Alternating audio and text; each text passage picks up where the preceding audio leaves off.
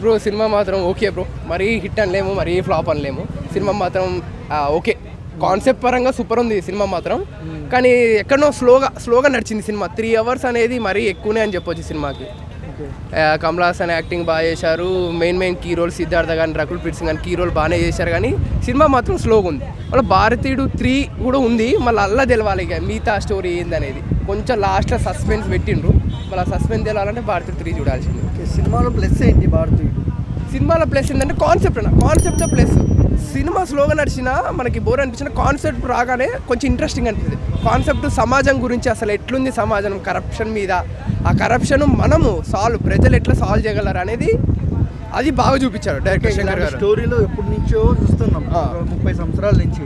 ఈ సినిమాలో కొత్తదనం ఏమేముంది? చాలా కొత్తదనం ఉంటుంది అన్న.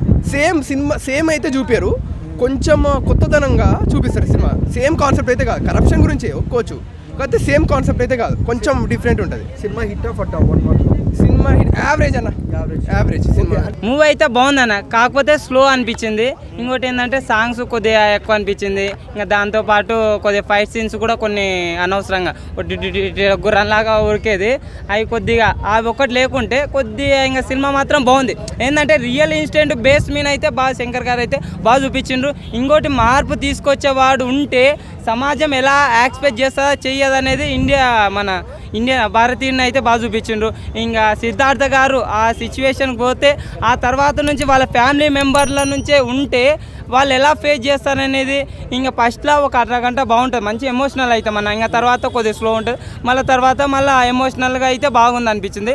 ఇంకా ఇప్పుడు జరుగుతున్న కరప్షన్ ఒకటే కాకుండా, అంటే పార్ట్ 1లో కరప్షన్ చూపించింది, కానీ దీనిలో కరప్షన్తో పాటు జరుగుతున్న అంటే జాబు ఇవ్వకుండా కానీ ఇట్లా, అంటే ఇప్పుడు అవసరం, ఇప్పుడు క్వాలిఫై ఉంటుంది వానికి ఇస్తే దేశం కూడా బాగా అభివృద్ధి చెందడం మంచిగా ఉంటుంది. కానీ ఏమి రానోడు, అంటే ఇప్పుడు డాక్టర్ ఎంబీబీఎస్ అంటే కొంత పరపతికి ఏమంటారంటే ఏం లేకుండా కానీ ఎంబీబీఎస్ చేస్తాడు, అలాంటి వాడు ఎంతమంది ప్రాణాలు తీస్తాడు ఏం కథ అనేది ఆడ చూపించిండు. ఇంకోటి ఏంటంటే లైసెన్స్ కూడా, ఇప్పుడు వాడు డ్రైవింగ్ రానోడు లైసెన్స్ ఇచ్చి వాడు ఎవరినో గుద్ది వాళ్ళ ప్రాణాలు, అదే నీ ఫ్యామిలీ మెంబర్ జరిగితే ఇలాంటివి మంచి క్లియర్గా చూపించింది అనమాట.